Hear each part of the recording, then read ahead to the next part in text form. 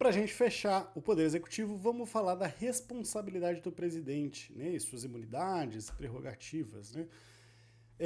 Bom, começando com a ideia de crime de responsabilidade. O que são crimes de responsabilidade? São crimes de responsabilidade dos atos do presidente da República que atentem contra a Constituição Federal, especificamente contra. Aqui a Constituição ela não vai enunciar crimes de responsabilidade, né, os tipos penais. Ela vai enunciar só os bens jurídicos protegidos pelo crime de responsabilidade. A existência da União, o livre exercício, né, ou seja, a própria existência do país, o livre exercício do poder legislativo, do judiciário, do Ministério Público e dos poderes constitucionais das unidades da federação, dos constituintes do Estado, né? Então, a questão tanto da separação dos poderes quanto do Pacto Federativo, exercício dos direitos políticos individuais e sociais, se ele vier a ferir esses direitos, segurança interna do país, probidade na administração, né, a moralidade da administração, a lei orçamentária, que teria sido, inclusive, o bem jurídico protegido pelo crime pelo qual a Dilma foi condenada, né, o cumprimento das leis e das decisões judiciais. E aí, esses crimes serão definidos em lei especial que estabelecerá as normas de procedimento e julgamento. Essa lei, sim, que vai colocar os tipos penais. É a Lei 1079 de 1950. Essa lei ela foi analisada na DPF 378, né, na época do impeachment. E essa DPF era interessante porque ela reviu algumas questões sobre o procedimento para adequar, né, o STF fez uma adequação dos procedimentos para a questão da Constituição de 88, né? Então, aqui que eu já falei, então caracterizam-se como infrações político-administrativas que dão ensejo à perda do cargo de presidente, no caso, e a inabilitação para o exercício da função pública pelo prazo de 8 anos. Lembrando que teve aquela polêmica no impeachment da Dilma, né, que ela dividiram a pena e condenaram só a perda do cargo, mas não a inabilitação para o exercício da função pública por 8 anos. O parágrafo 4º do artigo 86 diz que o presidente, na vigência do seu mandato, não pode ser responsabilizado por atos estranhos ao exercício de suas funções. Tem um asterisco aqui, isso não é interpretado de forma absoluta, tá? Mas significa que coisas que ele fez que não tem nada a ver com a função não são da responsabilidade dele, e também ele não responde por atos que sejam anteriores ao seu mandato, ou seja, de antes dele se tornar presidente. E por isso que surge a pergunta, bom, e o presidente reeleito? Ele poderia responder por delitos praticados no mandato imediatamente anterior? A questão não é pacífica, mas majoritariamente a gente entende que sim, tá? Então, sei lá, praticou o crime em dezembro, aí foi reeleito, né? Não pode ser responsabilizado por um negócio que ele praticou em dezembro como presidente relacionado ao exercício da função de presidente, mas não, foi no mandato anterior, né? Tem polêmicas, mas tem-se, né? Na época da Dilma, inclusive, teve essa conversa, mas majoritariamente tem-se que sim, que ele poderia, tá? O procedimento para responsabilização, vamos separar só crime de responsabilidade por enquanto, tá? Ele é dividido em duas fases. Vocês devem estar estudando isso, talvez em processo, que primeiro você tem um juízo de admissibilidade, né, para ver se o processo vai rolar. Então não está sendo processado, ele não virou réu ainda. O juiz está vendo se ele vai virar réu. Isso no direito penal é assim, né? Primeiro o juiz ele recebe o Ministério Público faz a denúncia, o juiz ele vai olhar requisitos formais e aí ele vai falar se o processo se abre ou não o processo. Então esse juízo de admissibilidade, nesse caso dos crimes de responsabilidade, ele é feito pela Câmara dos Deputados.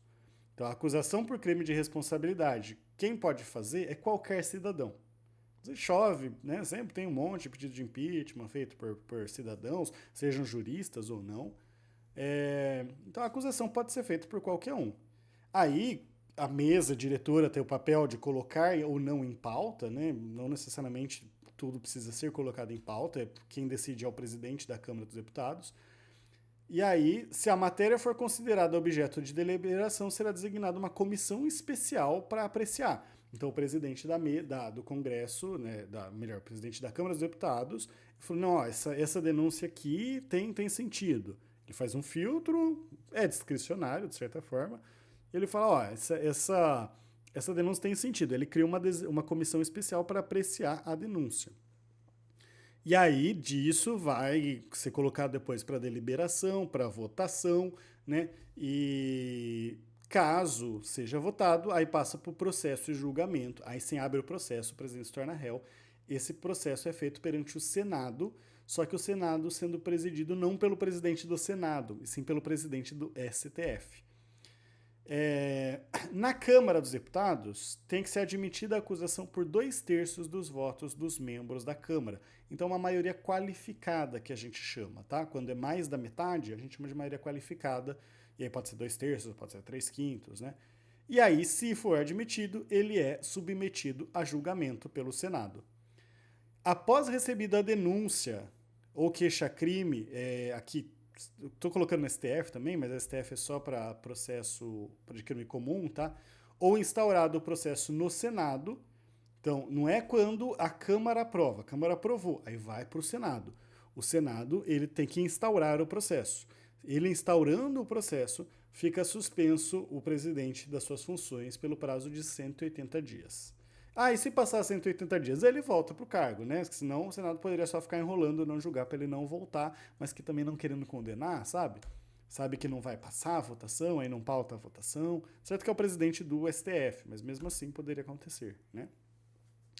Como se trata de acusação de crime, tem que ser respeitados os princípios processuais penais, em especial o direito de defesa, né? A ampla defesa, mas contraditório, tem que ter todas as fases ali bem estipuladas para permitir a defesa do presidente que está sendo acusado de um crime de responsabilidade. Isso vale inclusive na fase preliminar da Câmara dos Deputados, tá?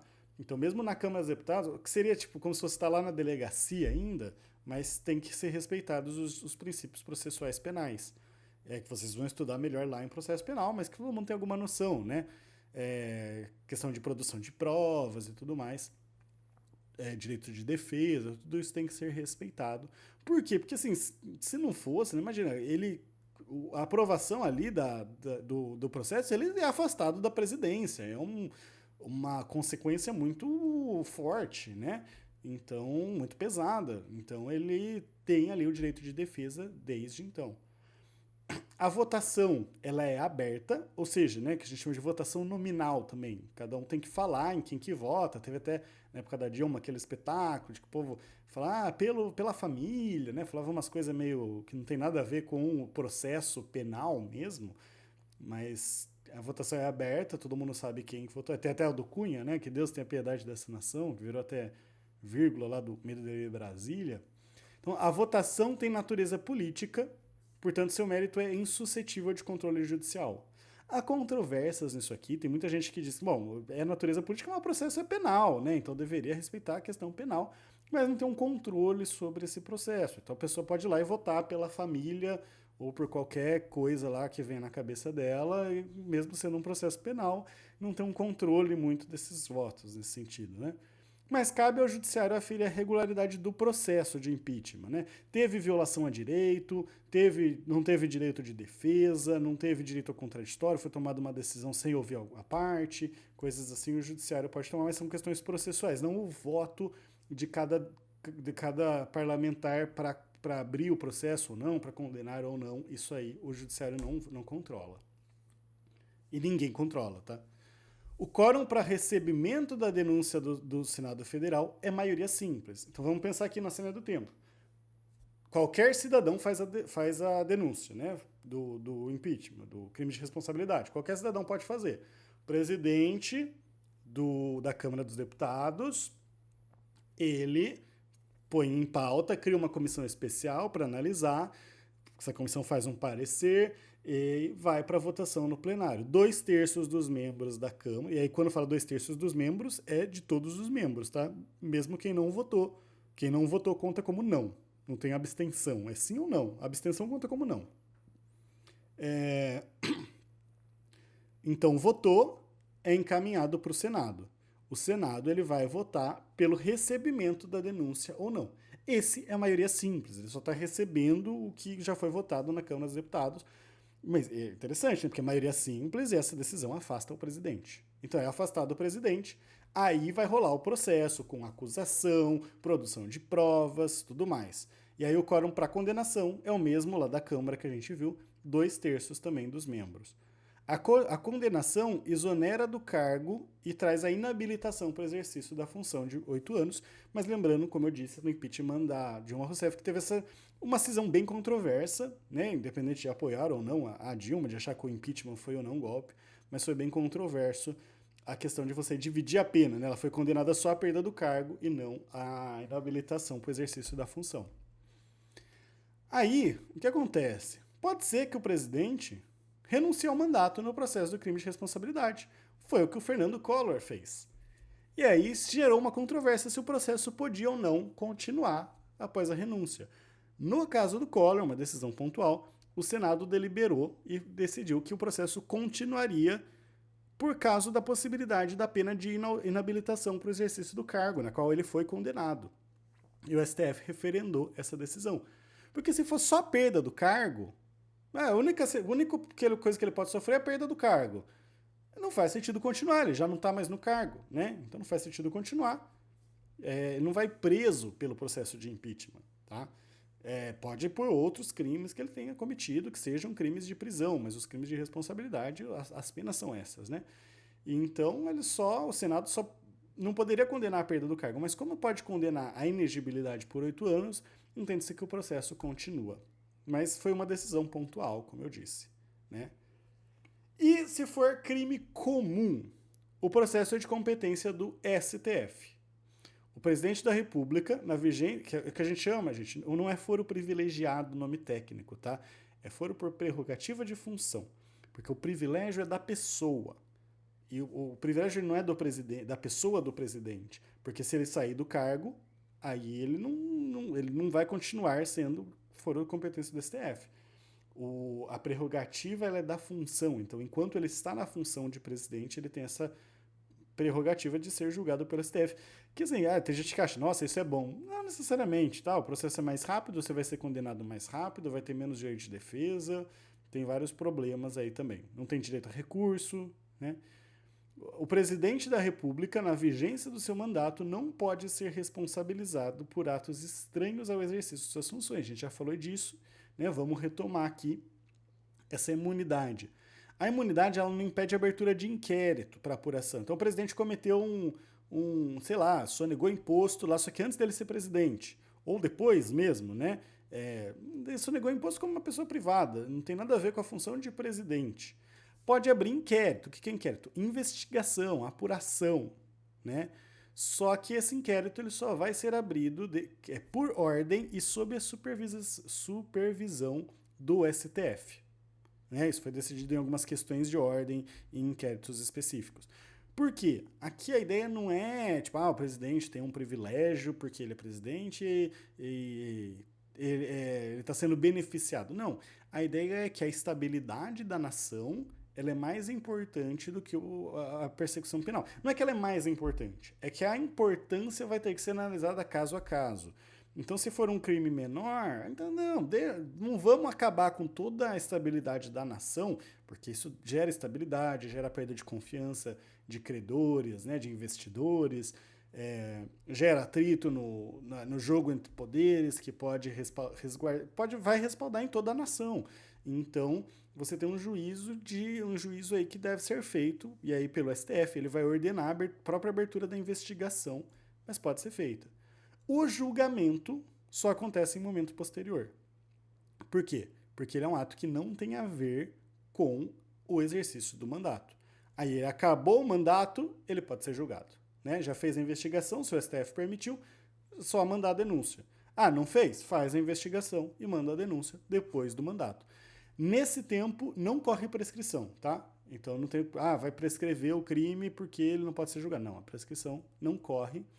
Então ele vai começar a correr essa prescrição, ou voltar a correr, caso seja um crime anterior ao mandato, depois que ele sair do cargo de presidente. Tá? Isso vale tanto para atos anteriores ao mandato, quanto para os estranhos ao mandato. A gente fala que a petição acusatória ela é inoportuna se ela é oferecida durante o mandato. E ela é inoportuna, ela não é recebida, né? Ela não é aceita, e o procedimento vai ficar suspenso. assim como o prazo prescricional, como eu tinha dito.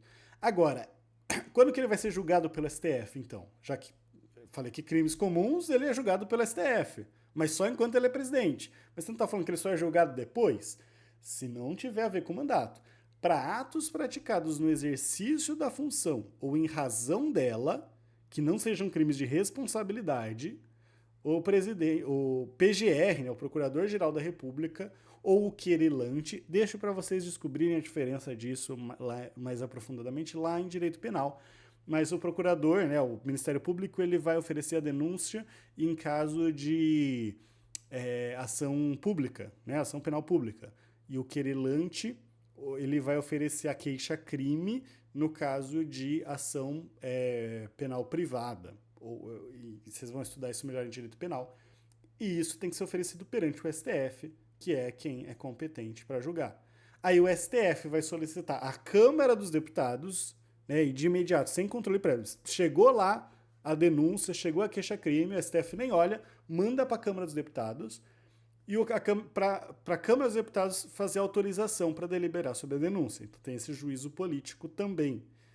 Mesma coisa que a gente viu no crime de responsabilidade. A Câmara faz aprovação com quórum de 2/3 dos membros por voto nominal, aberto, né? Igual a gente viu lá. A diferença é que, dada a autorização, em vez de ir para o Senado, vai para o STF. O STF já notifica o presidente da República para oferecer as razões escritas em 15 dias, a defesa dele, né, oferecida em 15 dias. Aí ele vai receber essa denúncia, vai receber a defesa do presidente, né, a ideia do contraditório, então você tem que dar a oportunidade do presidente se manifestar, vai analisar tudo isso e vai decidir se recebe ou não a denúncia. Do mesmo jeito que lembra que o Senado recebe por maioria simples? Mesma coisa aqui, né? Aqui a gente trabalha com maioria absoluta. E aí o STF decide se vai receber ou não. Caso receba, mesma coisa lá, o presidente é afastado por 180 dias do seu cargo, tá?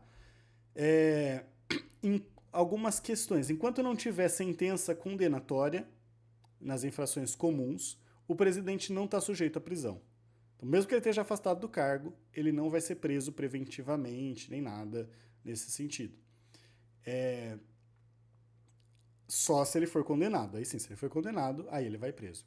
E a condenação criminal transitada em julgado, além da pena, acarreta a suspensão dos direitos políticos e perda do cargo. Aí sim, ele vai ser preso pelo crime que ele cometeu, vai ter os direitos políticos suspensos e vai perder o cargo de presidente também. E se ele já estiver afastado, né, se foi antes dos 180 dias, continua o vice. Se foi depois, ele é afastado novamente. Ele é exonerado, na verdade, né, porque afastamento é temporário.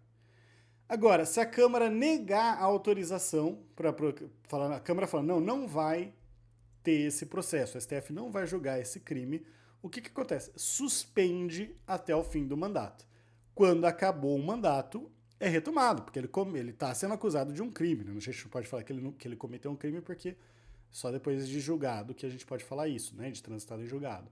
Mas ele está sendo processado por aparentemente ter cometido um crime. O juízo da Câmara não é no sentido de absolver o presidente, ele é só um juízo de oportunidade e conveniência para esse crime, né? A gente vai jogar ele, a gente vai causar esse problema político para o país por conta desse crime ou não. E aí você vai ter que analisar caso a caso, é um juízo feito pela Câmara. Essa que é a ideia, mas ele ainda pode ser processado posteriormente, tá? Aqui as referências, né? Eu usei o Gilmar Mendes, recomendo a leitura, tem alguns tópicos que eu não abordei, que eu acabei pulando, então vale a pena dar uma lida para vocês terem conhecimento. São coisas mais específicas, mas vale a pena pelo menos uma lida, né?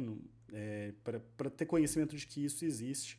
Aqui outras indicações, né? Eu tenho um SciCast sobre presidencialismo, mas na área de ciência política, um sobre poder executivo, e eu tenho algumas videoaulas sobre presidencialismo e crise política no presidencialismo, que é a questão do impeachment também, uma perspectiva um pouco mais simplificada, mas caso vocês queiram dar uma olhada de uma forma mais simples. Até mais, gente. Acabamos o poder executivo.